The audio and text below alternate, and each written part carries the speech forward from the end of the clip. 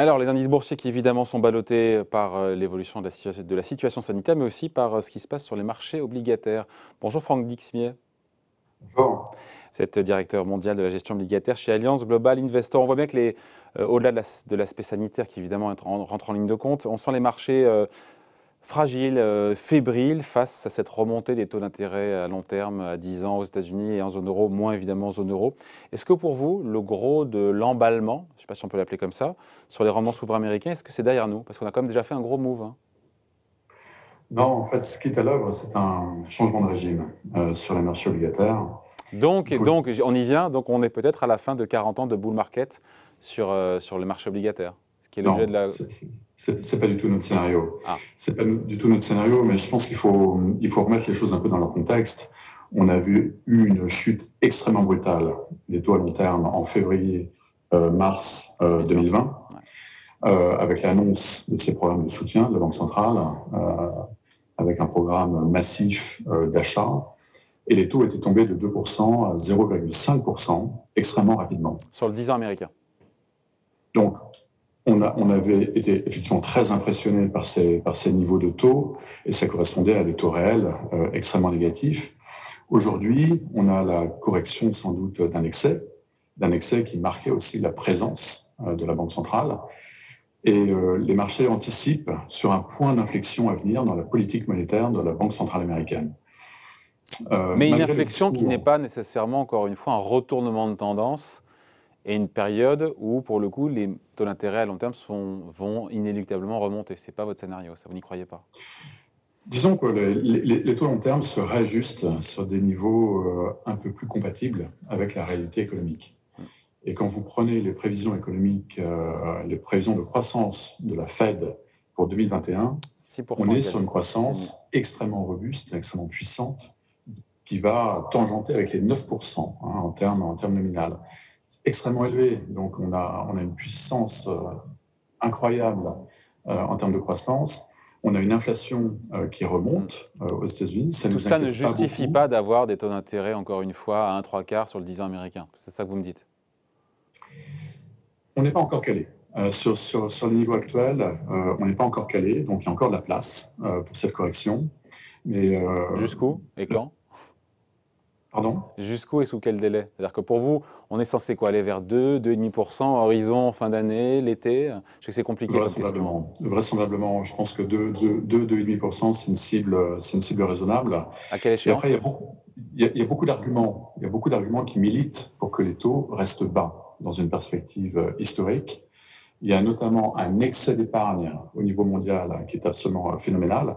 Vous en parliez avec l'interlocuteur précédent. Il y a non seulement cette épargne qui s'est constituée pendant cette période très très particulière où on n'a pas pu réellement consommer, mais c'est ce que Ben Bernanke, le prédécesseur de Ian Thielen, appelait le savings glut. C'est cet excès d'épargne qui s'investit massivement sur des produits de taux à travers le monde et qui maintient les taux sur des niveaux extrêmement bas.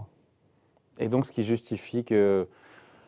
Ouais, c'est une forme de normalisation. Vous écoutez, on revient à une situation plus normale, avec une croissance qui revient, qui est très forte. Il faut dire que 2021 est assez atypique, parce que sur 2022-2023, la Fed n'est plus sur du 6, mais sur du 3-4% de mémoire de croissance. Hein.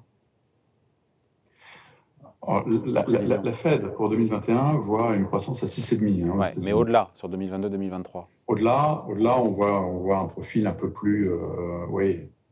une croissance entre 4 et 5% sur les années suivantes. Mais est-ce qu'on est entré dans une phase de tension obligataire? Si on n'est pas en phase, encore une fois, de bear market, pour le coup, sur le marché obligataire, parce que vous n'y croyez pas, en tout cas c'est peut-être la fin de 40 ans de bull market, pour le coup, parce que si on reste à un niveau bas, on n'ira pas plus bas. Vous me direz, difficile d'aller plus bas. Mais c'est même pas certain. C'est même pas certain. Notre scénario, surtout en zone euro, c'est que les taux vont rester extrêmement bas, voire sur des niveaux nuls ou négatifs pendant des années. Même si on revient à des croissances fortes avec tous les plans de relance, les plans d'investissement, la conférence qui revient, certains nous parlent d'années folles, de belles années à venir en termes de croissance, ça plaiderait, ça militerait aussi pour des taux d'intérêt à long terme qui resteraient bas malgré tout? Oui, parce que d'abord, ces plans de relance en zone euro ont été calibrés avec un peu moins d'ambition qu'aux États-Unis. Je pensais Aux plutôt aux États-Unis, États-Unis, hein, c'est vrai. c'est 13% de PIB qui ont été injectés en 2020. C'est 13 à 14% de PIB qui va être injecté en 2021, tandis qu'en moyenne, dans la zone euro, on est plutôt sur du 4% d'injection. Donc on voit que la politique monétaire a un rôle à jouer, et la politique monétaire de la Banque centrale européenne s'ajuste sur le maillon le plus faible de la zone euro. Et il y a un éléphant dans la pièce qui s'appelle l'Italie, qui est clairement l'élément le plus faible, notamment en termes de croissance potentielle. La croissance potentielle italienne, elle est négative ou nulle, avec des perspectives démographiques assez désastreuses et avec des gains de productivité qui déclinent. Et dans la mission essentielle de la Banque centrale européenne, c'est la stabilité des prix. Donc, qui dit stabilité des prix dit contrer des forces déflationnistes qui sont à l'œuvre dans la zone euro. Et ce qui est terrible, c'est que cette crise du Covid a été un catalyseur des divergences structurelles au sein de la zone euro. Donc l'Italie est encore plus faible qu'il y a un an, et l'Italie, alors que l'Allemagne va sans doute en sortir encore renforcée. Et ça, pour la Banque centrale européenne, c'est une contrainte extrêmement forte qui implique que la politique monétaire va rester extrêmement accommodante pendant des années. D'ailleurs, on l'a vu, pardon pour la petite parenthèse, mais on a appris hier que la BCE avait augmenté de 50% ses rachats d'actifs, d'obligations sur les marchés la semaine dernière. Ça prouve qu'elle est passée à l'action et qu'elle ne va pas laisser les rendements s'apprécier souverains trop rapidement. Non, effectivement, on sent une détermination extrêmement forte de la Banque centrale européenne de maintenir des conditions les plus favorables possibles aux entreprises pour se refinancer sur les marchés et aux États pour refinancer leurs dettes qui s'accumulaient dans des proportions extrêmement importantes. C'est à peu près 20 à 25% de dettes sur PIB qu'on a pris sur 2020-2021. Mais après, on voit, Franck Dixmier, on voit que, d'ailleurs la dernière enquête Bank of America Merrill Lynch le montre, la principale préoccupation des investisseurs aujourd'hui, ce que nous dit Bank of America, des investisseurs, c'est pas la crise pandémique, c'est pas le côté sanitaire, c'est l'inflation. Ils sont beaucoup plus inquiets d'ailleurs que la Fed sur l'inflation. Il y en a bien des deux qui aura raison. On voit que la Fed, elle est sereine. Mais voilà, est-ce qu'à un moment donné, est-ce que les forces de marché ne vont pas être plus fortes que la Fed, et la Fed qui est peut-être en retard, qui se mettra à courir derrière les marchés obligataires avec, encore une fois, des tensions sur les taux à 10 ans. C'est partie des scénarios de risque sur cette année. Oui, alors la Fed se place délibérément derrière la courbe, donc en retard. Elle souhaite voir dans les chiffres que l'inflation revienne à 2% et au-delà, et surtout que ce mouvement de reprise de l'inflation soit pérenne. Donc effectivement, il y a une inconnue, il y a un risque, mais il faut comprendre aussi que les perspectives d'emploi aux États-Unis vont mettre du temps à se restaurer. Donc, Hélène l'a dit, elle ne voit pas le niveau d'emploi atteindre les niveaux d'avant-crise avant 2023. Oui, mais si elle est en retard, pardon Franck Dixmier, si elle est en retard, la Fed, elle devra, dans ces cas-là, dans l'urgence, précipitamment, de manière brutale, réajuster, normaliser et en urgence sa politique monétaire. Et là, pour le coup, ça peut créer des troubles sur les marchés. C'est toute l'ambiguïté de son positionnement. À court terme, elle est extrêmement détendue par rapport à ces risques d'inflation, avec un discours extrêmement dovish, très rassurant à court terme pour les investisseurs. Mais ce message qui, à court terme, est rassurant, l'est beaucoup moins dans une perspective à moyen terme, puisqu'effectivement, c'est exactement ce que vous soulignez. Elle sera amenée à agir, effectivement, peut-être plus demain ou après-demain qu'elle ne l'aurait fait. Et ce sera source de déstabilisation, pour le coup, pour les marchés, ça. C'est l'ambiguïté. On l'a vu, ce message extrêmement dovish de la Fed tient à rassurer les investisseurs par rapport au risque de hausse de taux. Donc, elle dit aux investisseurs, ne vous inquiétez pas, la normalisation de la politique monétaire va prendre du temps, ça va être extrêmement graduel. Mais ce message-là n'est pas forcément rassurant pour des porteurs obligataires qui peuvent voir effectivement à terme un retour de l'inflation. Mais il faut voir que sur l'inflation, il y a énormément d'inconnues. Il y en a une qui est phénoménale. C'est l'utilisation qui va être faite par les ménages de cette monnaie hélicoptère qui a été distribuée par le Trésor américain avec des chèques directement aux ménages.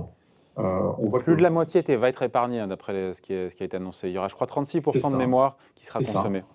C'est ça, c'est leurs intentions aujourd'hui. Mais l'inconnu, ça va être que va-t-il advenir à terme de cette épargne? Est-ce qu'elle va être consommée? Et le rythme de consommation de cette épargne va aussi dicter la trajectoire, évidemment, de l'inflation. On a une majorité de membres votants de la Fed qui estiment que la Banque centrale américaine ne relèvera pas ses taux avant 2023. Vous y croyez, vous? Oui, oui, ça paraît tout à fait compatible avec le discours Ouais, aujourd'hui. qui est répété, en fait, par Powell depuis des mois. La Fed ne remontera ses taux qu'à 3 conditions. Revenir au plein emploi, et on en est loin. Le taux de participation est à 61,5% contre 63,5% avant la crise.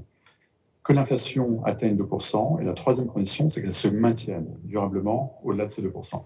Donc effectivement, 2023, c'est un horizon crédible, mais entre-temps, il va sans doute y avoir l'annonce, à la fin de cette année, d'un programme d'achat moins ambitieux, donc une réduction du programme d'achat de la Fed sur 2022.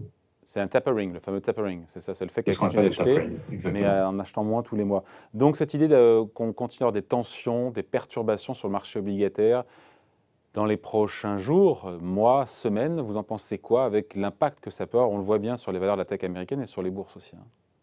On va avoir une dynamique différente. Je ne vous sens pas inquiet, dis donc. Différente entre États-Unis et zone euro, qui correspond à une désynchronisation des cycles économiques, une reprise économique aux États-Unis qui est là, alors qu'elle est retardée en zone euro, et avec une attitude des banques centrales qui va être différente. La Fed, elle est déjà dans cette optique de normalisation très graduelle de la politique monétaire, qui va être annoncée sans doute à la fin de cette année, tandis que la Banque centrale européenne délivre une feuille de route extrêmement claire et très transparente sur le fait qu'elle maintiendra les taux sur des niveaux très bas pendant très longtemps.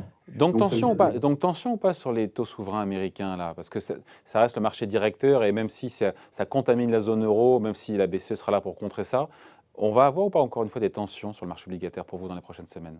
Oui, ça va continuer avant qu'on se cale sans doute entre 2 et 2,5%, mais on n'est pas très loin. Les marchés actions peuvent le supporter? Oui, parce qu'il faut voir aussi que cette normalisation obligataire, elle se fait dans l'anticipation d'une croissance extrêmement forte. Ouais.